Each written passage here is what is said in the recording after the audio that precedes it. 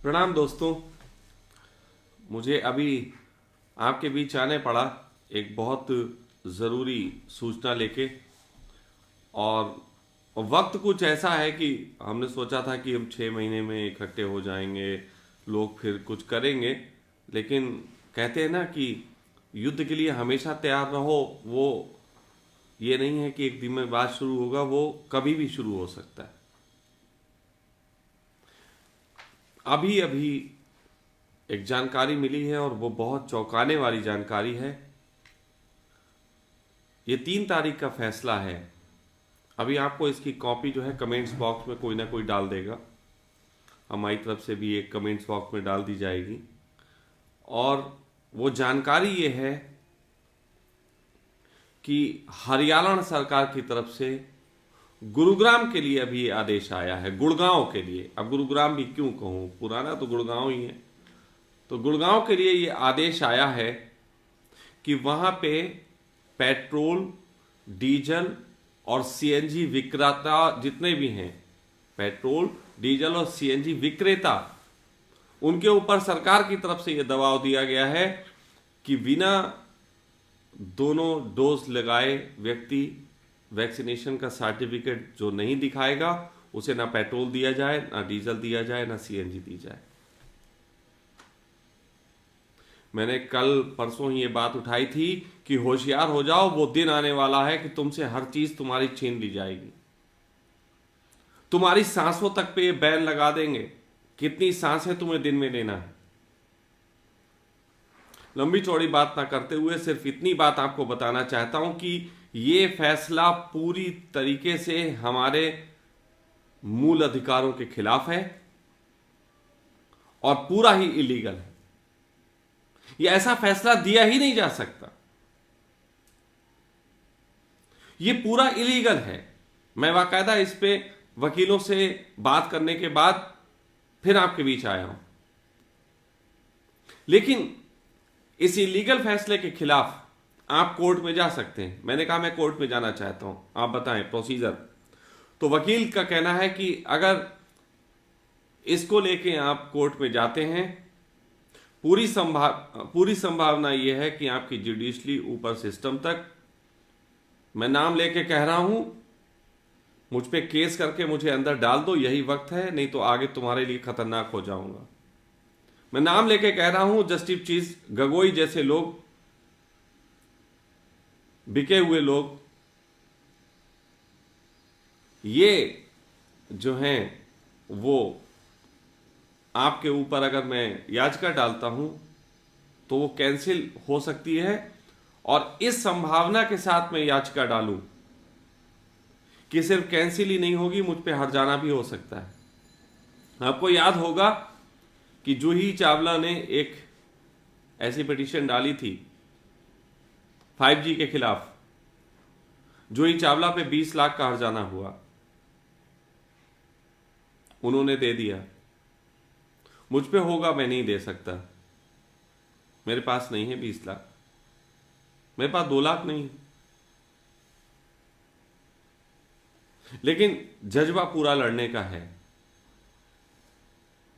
और मेरा मन है कि मैं इस पे पिटीशन डालूंगा।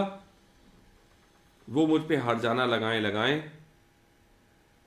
मैं घर बेच के पैसा दूंगा।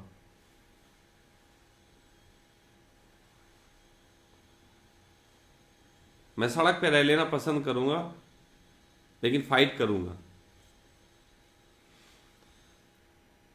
आप सब लोग अगर इस छोटी सी बात से ये अंदाजा नहीं लगा सकते कि दुनिया किस तरफ लेके ये जा रहे हैं, और आप लोगों को अभी भी, आप देखो कि वैक्सीनेशन का इतना लोड क्यों। मैं कल की एक घटना बता रहा हूं आपको। हमारे यहाँ दिव्या रहती है, उसके फादर को कोरोना निकला। उसकी मदर बात करती है तो उसकी मदर ने बताया कि बेटा पापा को कोरोना निकला है।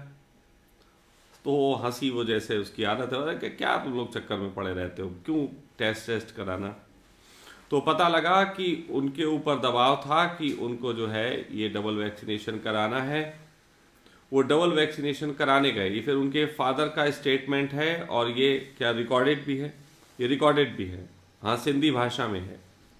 अगर कभी मांगेगा कोई वहाँ बड़ी बात के तहत इसका सबूत तो वो दे दूंगा।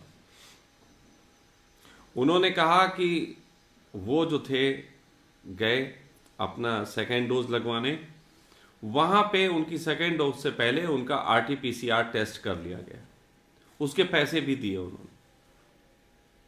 डोज के पैसे के साथ RT-PCR के भी पैसे दो। ये बॉम्बे की बात है जिसके लिए न्यूज आ रही है। बॉम्बे में निकले बहुत मरीज, बॉम्बे इस समय बिल्कुल घबराया हुआ है। सबसे ज्यादा मरीज आपने देखा बॉम्बे में क्यों निकलते हैं हर बार, उसके कारण भी बताऊंगा अभी। तो उन्होंने ये RT-PCR टेस्ट कराया, RT-PCR टेस्ट कराया, उसके बाद वो बिल्कुल स्वस्थ हैं, लेकिन घर पे रिपोर्ट आ गई कि उनको कोरोना है। अब उनको फोन आ रहे हैं, लगातार फोन आ रहे हैं इधर से उधर से, आपके घर में और कौन कौन है, उनका RT-PCR टेस्ट कराइए, सबको लेके आइए, ये जोर दिया जा रहा है। और वो कह रहे हैं कि कमाल की बात यह है कि वहां RT-PCR टेस्ट किया गया तो नाक में वो जो डालते हैं लंबा वाला धागा जिसके आगे एक मोटी सी कुछ लगी होती है, मैं अब तो नाम भी इसके लेना नहीं, कि वो जो लगा होता है मोटा सा लंबा वाला धागा, उसको जो है उन्होंने डाला और फिर डस्टबिन में फेंक दिया। आप भी कहीं टेस्ट कराने जाते हैं तो गौर कर लीजिए, कहीं आपके जो जिससे टेस्ट किया जा रहा है वो रखने की बजाय कहीं फेंक तो नहीं दी जा रही। मेरे पास ऐसी इंफॉर्मेशन आ रही हैं, ऐसे डॉक्टरों की इंफॉर्मेशन आ रही हैं जो कह रहे हैं कि ऊपर से दबाव बनाया जा रहा है हम पे कि हमें इतने टेस्ट जो है डेली करने और इतने नेगेटिव दिखाने। आप सबको पता है कि एक जो परिवहन निगम का मंत्री होता है वो ऊपर से आदेश देता है जितने पैसे चाहिए, तो आपके शहर में सड़क पे खड़े होके आज कितने लोगों के हेलमेट का चालान काटा जाएगा, पुलिस लग जाती, क्योंकि उन्हें पैसे पहुंचाने होते हैं और दिखाना होता है कि इतने लोगों को हमने हेलमेट जबरदस्ती लगवा लिया। वही सिस्टम बिल्कुल हो रखा है। ऊपर से एक आदेश आता है, फिर एक मिनिस्टर मानता है, मिनिस्टर के फिर डिपार्टमेंट में जाता है, वो डिपार्टमेंट के लोग मानते हैं, डिपार्टमेंट में नीचे तक सब जाता है। ऐसे ही डॉक्टरों के ऊपर एक प्रेशर है कि आप ज्यादा से ज्यादा टेस्टिंग कीजिए, जो भी आए उससे पहले वही टेस्ट करवाने के लिए लिखिए, और उसके बाद जो है वो ये इस तरीके से रिपोर्टें बढ़ा के बना दी जाएंगी। और कोरोना का रोना हो गया, कोरोना का रोना, मुंह पे चड्डी लगा के घूम रहे हैं लोग।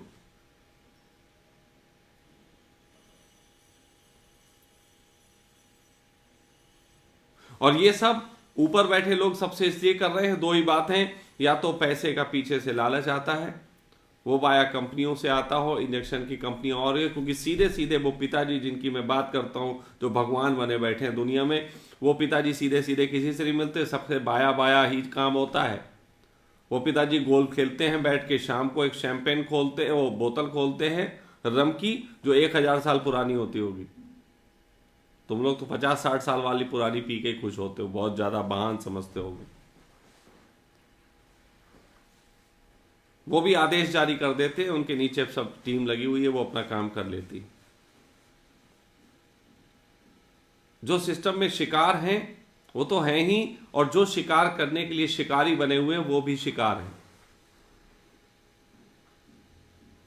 आप सोच लो, ये पेट्रोल की बात, ये केवल और केवल वही नहीं है, ये पेट्रोल और डीजल पे दबाव ये पूरे देश में होने वाला है, पूरे देश में होगा। और मैं आपसे कह रहा हूं अभी पेट्रोल पंप तक सीमित है, कल को गाड़ी खरीदने में हो जाएगा, फिर टोल टैक्स पे हो जाएगा, हर जगह ये होगा, आपका निकलना दूभर कर दिया जाएगा।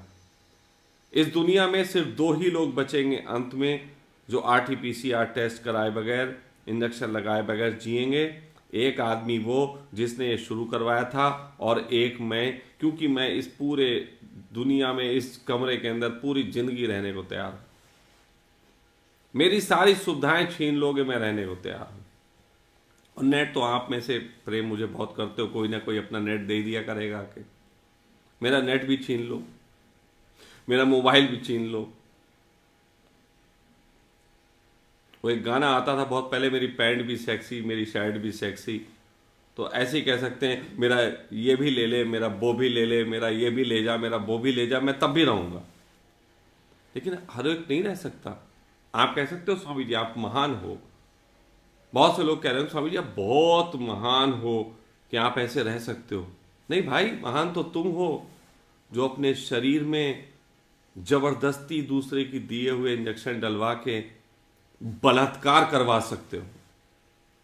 मैं बलात्कार शब्द इस्तेमाल कर रहा हूं।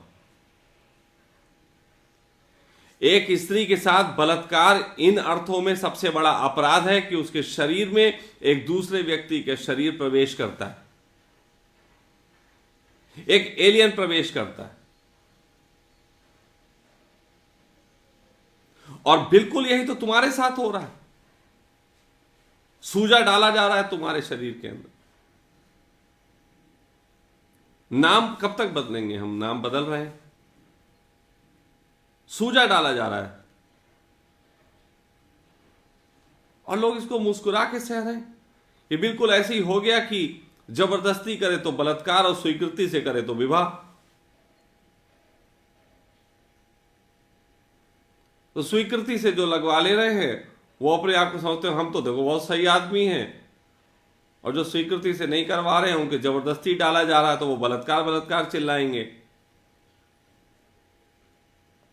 तो मैं ये कह सकता हूं कि ये षड्यंत्र के तहत एक नैतिक बलात्कार चल रहा है, नैतिक बलात्कार। मैं सिर्फ 2 कौमों से उम्मीद रखता हूं हिंदुस्तान में, और उस ऊपर वाले का बड़ा शुक्रगुजार हूं कि उसने मुझे कई लोगों के मार्फत से तंग करा के आज उन्हीं 2 प्रदेश की भूमियों पे मुझे भेज दिया।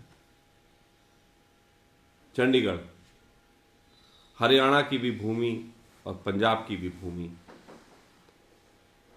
मैं हर सरदार को सल्यूट करता हूं, हर सिख को सल्यूट करता हूं इन अर्थों में कि गुरुद्वारे आज भी ऐसी जगह हैं जहां पे मास्क पहन के जाना बैन है। मास्क पहन के नहीं जाना है, कोई जरूरत नहीं है। हिंदुओं ने अपने मंदिरों में बैन कर दिया है कि मास्क वहां पे नहीं पहनेंगे तो आ नहीं सकते। हर कौम के जो धार्मिक द्वार हैं जहां पे भगवान रहते हैं उन पे ताला लगा दिया है। मुंह पे चड्डी लगाओगे तभी अंदर आ सकते हो। एकमात्र हिम्मत भर कौम है सिख, जिसके धार्मिक जो उनका भगवान का घर है वहां पे मुंह पे चड्डी लगा के जाने की अनुमति नहीं। लेकिन मैं ये कहूंगा उन धार्मिक लोगों से कि उनकी एक ये भी जिम्मेदारी है कि उसके बाहर उस धर्म को मानने वालों पे जो शोषण चल रहा है उसके संबंध में भी आवाज उठाएं। बहुत जरूरी हो गया है ये। मैं हाथ जोड़ के निवेदन करता हूं उस धर्म को, और साथ ही साथ उन लोगों से भी हाथ जोड़ के निवेदन करता हूं जो उस धर्म को बचाने के लिए अभी भी दिलों में कुछ जज्बा रखते हैं। ये कल क्या बैन कर देंगे इनका कोई भरोसा नहीं है। ये तुम्हारी वेशभूषाएं बदल देंगे।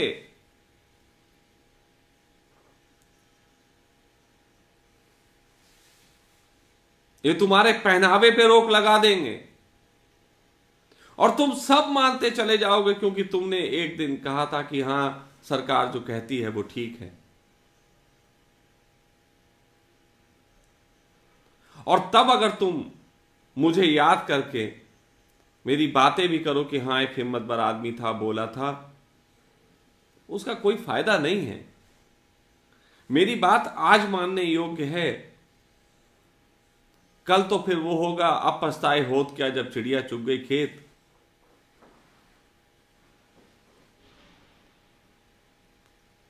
ये जो हो रहा है आप में से जो भी वकील मेरी बात सुन रहे हैं, कोशिश करें रिट याचिका डालने की।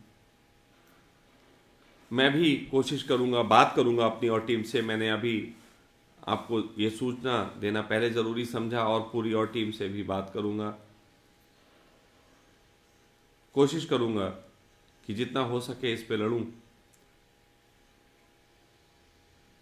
नहीं तो वो दिन आने वाला है कि पैदल तीर्थ यात्री हुआ करेंगे, पैदल ही घूमो फिर, और फिर पैदल भी उन सड़कों पे नहीं, खेतों के माध्यम से पगडंडियों पे होते हुए, गन्ना चूसते हुए यात्रा करेंगे।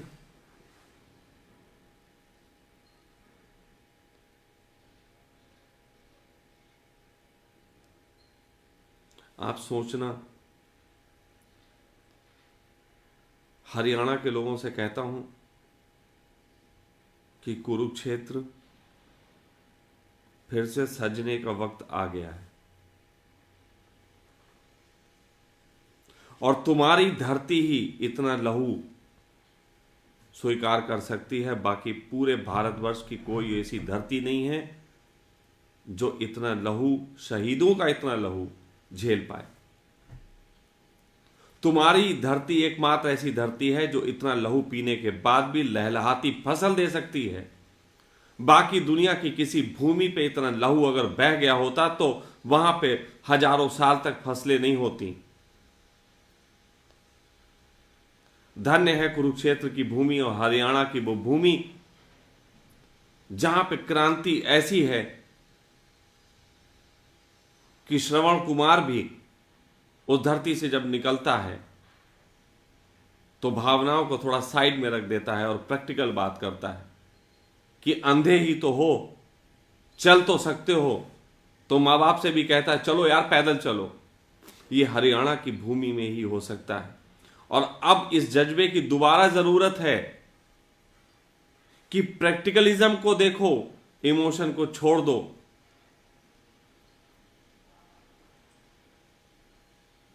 बहुत कुछ कहने को है, कितना कहूं, पूरे दिन बैठे बोलता रहूंगा तो काफी नहीं होगा। मैं अभी जो बात कह रहा हूं, बहुत कम वीडियो के संबंध में ऐसा होता है कि मैं कहता हूं कि इसको प्लीज शेयर करें, इसको कमेंट्स करें, इसको मैक्सिमम लोगों तक पहुंचाएं। जितने भी चैनल देखते हैं वो चाहे इस वीडियो को कॉपी करके अपने चैनल पे डाल दें, नीचे लिख दें। इस बात से मेरा लेना देना व्यक्तिगत नहीं है, जो बोल रहा है इसकी जिम्मेदारी है। सरकारों को बुरा लगता हो तो सखा को गिरफ्तार कर लेना। हाँ हाँ लिख दो, मैं तैयार हूं। लेकिन जेल में कम से कम खाना मिलेगा बिना हमसे वैक्सीनेशन का सर्टिफिकेट मांगे।